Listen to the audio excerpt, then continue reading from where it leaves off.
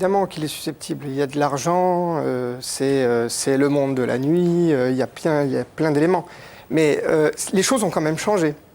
Les choses ont changé parce que, par exemple, dans les années 70, la mafia sicilienne, en particulier, prend le monopole du trafic d'héroïne à destination des États-Unis et a des profits colossaux à blanchir.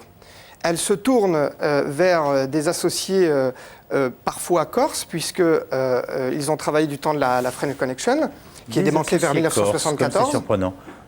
Les Corses étaient déjà les meilleurs chimistes, oui. Mais ils ont gardé des contacts en matière de blanchiment. Il y a effectivement eu des tentatives dans les années 70 de blanchiment. Donc, quand on parle de mafia, c'est bien de séparer. Oui. Je pense que d'abord, il y a les clans corses, oui, qui sont présents sur la Côte d'Azur et qui peuvent avoir des contacts avec les mafieux italiens. À l'époque, c'est plutôt Cosa Nostra sicilienne. Puis, ce qui se passe, c'est que Cosa Nostra a un tel degré de pénétration politique en Italie qu'elle obtiendra des réseaux bien plus performants, notamment la loge P2, pour blanchir de l'argent partout dans le monde. Oui. Donc, elle n'a plus autant besoin des casinos français. Et c'est d'ailleurs pour ça que les dernières affaires de mafia italienne sur le sol français dans les casinos, c'est les années 90 avec Michele Zaza et Tagliamento. Et ce sont des camorristes, c'est-à-dire des gens de Naples, des gens qui bénéficient de moins de réseaux politiques en Italie. Donc ils se tournent cette fois sur la Côte d'Azur. Et il est intéressant de dire que ça a plus ou moins échoué.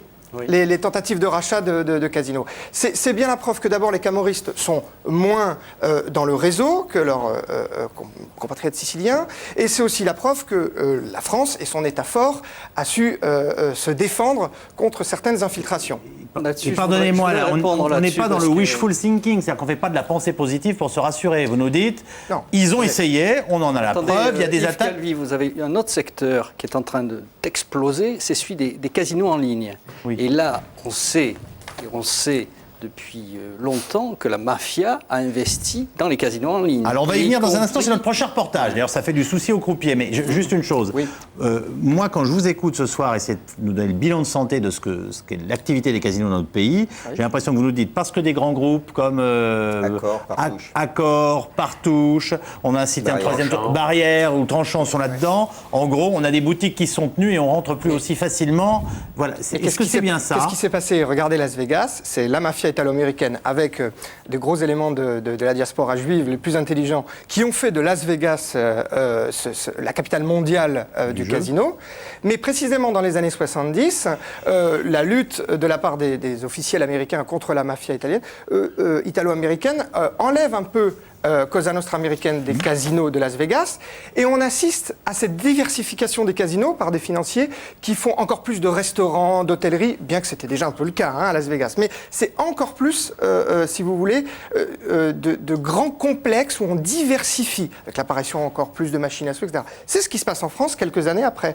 Donc ça peut constituer une protection, d'être diversifié, oui, mais en même temps, il y a toujours des atteintes. Je rejoins tout à fait monsieur sur les casinos en ligne, sauf qu'en ce moment, la France est plutôt protectionniste sur le jeu en ligne, et elle est contre tous ses partenaires européens qui voudraient libéraliser ce secteur, mais les Français savent pourquoi ils ont peur de ces jeux en ligne, et on assiste précisément aux États-Unis, en Russie, à la pénétration des mafias sur les jeux en ligne.